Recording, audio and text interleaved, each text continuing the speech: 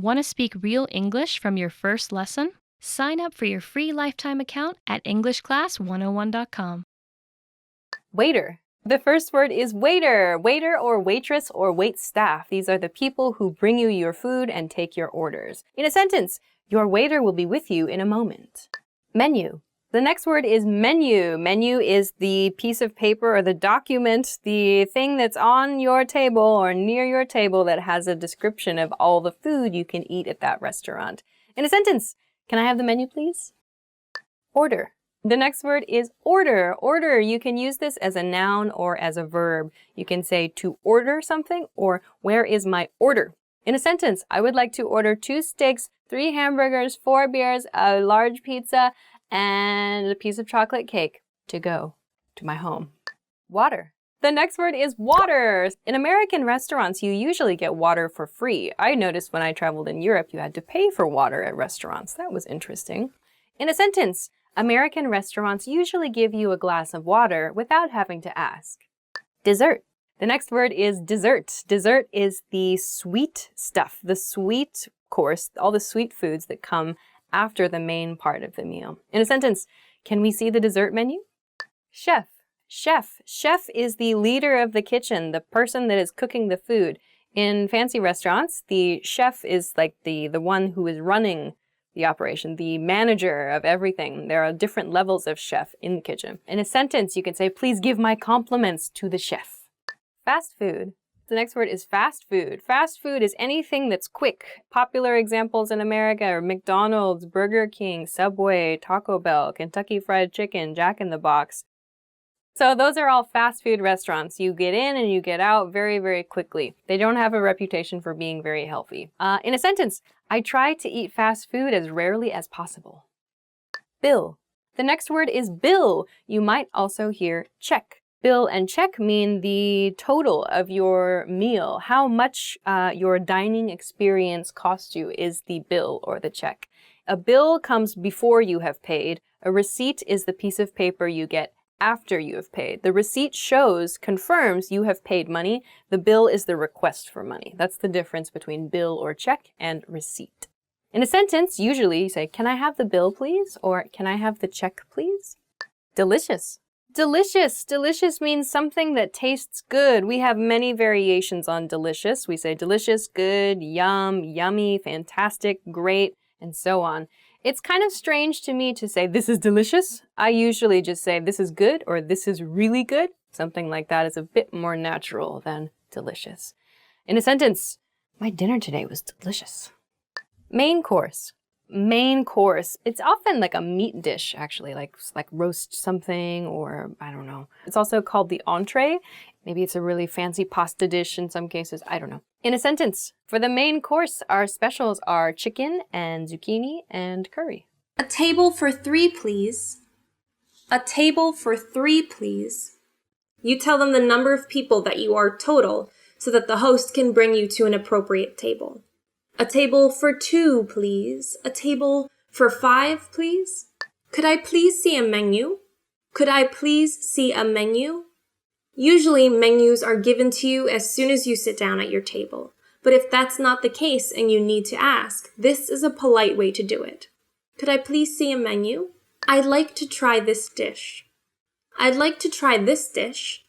When looking at a menu, hopefully you'll find something you want to eat. I'd like to try this dish. Could you leave out the onions? Could you leave out the onions? If there's an ingredient in the dish that you're ordering that you don't want, you can always ask the waiter if it could be prepared without that ingredient. So for example, I might say, could I get the burger but with no cheese? Could you pass the salt? Could you pass the salt? When you're at a restaurant, especially if you're at a big table with a lot of people, you might not always be able to reach things. So you would ask, could you pass me the salt? Could you pass me the ketchup? Could you pass me another napkin? Waiter! Waiter! A waiter is someone who takes your order and brings you food. In America and in many other Western countries, it's more polite to call a waiter to your table by simply saying, excuse me? Or if you see another waiter walking by, but it's not your waiter, you can always say, excuse me, if you see our waiter, could you please let them know to come to our table? Is there any dairy in this dish? Is there any dairy in this dish? This is something you would say if you have a dairy allergy, a dairy intolerance, or you just don't like dairy. You're asking the waiter about the ingredients in a particular dish. I do this all the time. Is there any cheese in this? No? Okay. And if there is an ingredient that you don't want, for example, onions, you could say, are there any onions in this? And the waiter might say yes. And if you don't want it, you could always request, could you leave out the onions? Could you prepare it without the onions, please? Can we get separate checks? Can we get separate checks? This is actually something that's very common, especially in America. If you might go out with a group of friends, or even if you're on a date, sometimes you might want to get separate checks, pay for your own things. That way, you can all pay separately just for what you yourself ordered, and you won't have to worry about owing each other money or calculating off a big, huge bill. Are there any specials today? Are there any specials today? A special at a restaurant is a dish that isn't usually on the menu. It's something that's special, but it's a special that the chef is offering that day or that week or that month. So sometimes if you don't see what the specials are, you'd ask your waiter, excuse me, are there any specials today? Could we have the bill, please? Could we have the bill, please? This is how you request that the check or the bill comes to your table. Could we get the check, please? Could we get the bill, please? You're asking this to your waiter, who will then bring you the check and you can pay. Hi, how's it going? I'm Alicia. Nice to meet you. In this series, we're going to learn some easy ways to ask and answer common questions in English. It's really useful and it only takes 3 minutes. In this lesson, you're going to learn new, more common ways to ask and answer the question, how are you? In English. You've probably learned, how are you? And I'm fine in textbooks before, but in the United States, people will usually ask this question and answer it in a different way. First, let's review. If someone says, how are you? You can say, I'm fine. I'm fine. Here are some other ways to answer. Pretty good. This means about the same thing as, I'm fine. Pretty good. We also have, not bad. You can use this if you are feeling just okay or so-so. Not bad. Let's look at our question again. How are you?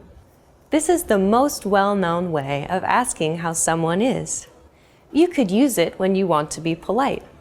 But now, let's look at some different ways to ask how someone is. These ways are more casual and much more common. First, hey, how's it going? Hey, how's it going? You can answer this in many ways. If you're feeling good, you can say, good. Good. Pretty good. Pretty good. Not bad. Not bad. Once more, good. Pretty good.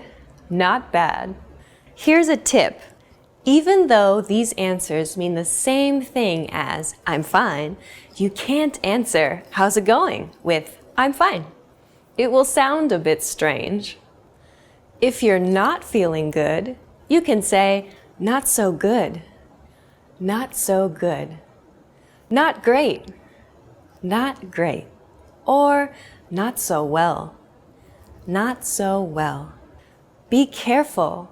If you say one of these, the other person will usually ask, why? What's wrong? To be polite. Then you will have to explain. Another casual but very common version of how are you is what's up? What's up? To reply, use a cheerful voice as you say not much, not much, or nothing much, nothing much. This means you're free and able to chat. Since what's up is just another way of saying hello, you can also reply with hey or hi. Now it's time for Alicia's advice. A lot of the time, when we ask questions that mean, "How are you?" in English, we're not actually asking about the other person's health. We're only asking to be polite. You should think of these questions as another way of saying hello, a way for the conversation to get started, instead of actual, literal questions. In fact, when someone asks you, "What's up?" you don't even have to answer. Just say, "What's up?" in reply. Hey everyone, Alicia here. In this series, we're going to learn some easy ways to ask and answer common questions in English. It's really useful and it only takes 3 minutes. In this lesson, you're going to learn how to ask what someone's hobbies are without using the word hobbies. You've probably seen the question, "Do you have any hobbies?" or "What are your hobbies?" in an English textbook before. However, native English speakers almost never use the word hobbies when asking about them. A much more natural way to ask the same question is, "What do you do for fun?" Let's practice this question. What do you do for fun? What do you do for fun? You can also ask, what do you do in your free time? What do you do in your free time? So how would you answer this question? Let's look at how native speakers would do it. The easiest way is to say, "I like to," or just, "I like," followed by what you like to do.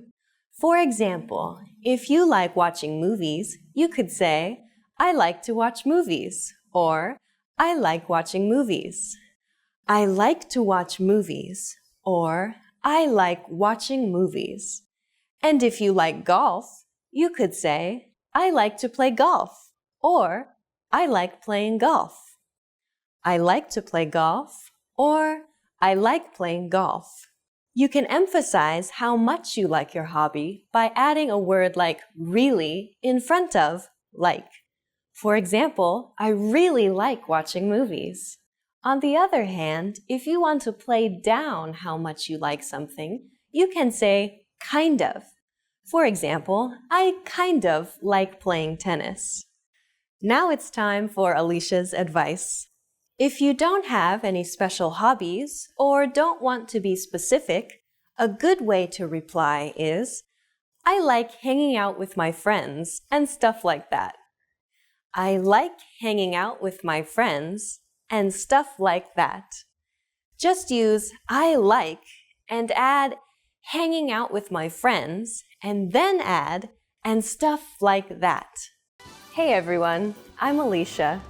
This series explains some easy ways to ask and answer common questions in English. It's really useful and it only takes 3 minutes. In this lesson, you're going to learn some different ways people will ask you, "Where are you from?" First, though, "Where are you from?" can mean many things. It can mean, "What city are you from?" or "What state are you from?" In fact, Americans ask this question to each other all the time to learn what part of America the other person comes from. Of course, though, it can also mean, "What country are you from?" If you want to answer this question, there are 2 ways to do it. You can say, "I'm" plus your nationality, as in, "I'm Japanese," or "I'm Brazilian." Or you can say, "I'm from" plus the country you are from, as in, "I'm from Italy," or "I'm from Thailand." If you're from a really famous city or place, you can say that too. For example, "I'm from Beijing," or "I'm from New Delhi." Many times, though, Americans won't ask, "What country are you from?" or even, "Where are you from?" In many casual situations, they will say it in a simpler way. "Where are you from?" This is just like, "Where are you from?" but they take out the "are." Where are you from? You can use this too in casual situations. Of course, in the United States, as in other parts of the world, people may be a little more indirect because they want to be polite. To do this, they might ask you if you are from the place where they meet you. For example, if you meet someone in New York, they might ask, "Are you from New York?" Or if you are in San Diego, they might ask, "Are you from San Diego?" Many parts of the United States are very multicultural, so asking the question this way avoids what could be an embarrassing mistake. You can answer this the same way you answer, "Where are you from?" Just add a simple "no" in front. For example, you can say "no" plus "I'm" plus nationality. "No, I'm French." Or "no" plus "I'm from" plus country. "No, I'm from Russia." Now it's time for Alicia's advice. Since the United States is very large, people you meet may take great pride in the place or region they come from. If you ask someone about where they're from, they may respond by saying something like West Coast, or the East Coast, or California, or the South, or the Midwest. If they answer in this way, it usually means they are interested in talking more about their region and how it differs from others. Hey everyone, I'm Alicia. In this series, we're going to learn some easy ways to ask and answer common questions in English. It's really useful and it only takes 3 minutes. In this lesson, you're going to learn some ways to get in touch with someone after you have met them once already. In a lot of textbooks, you've probably seen the question, "What's your phone number?" What's your phone number?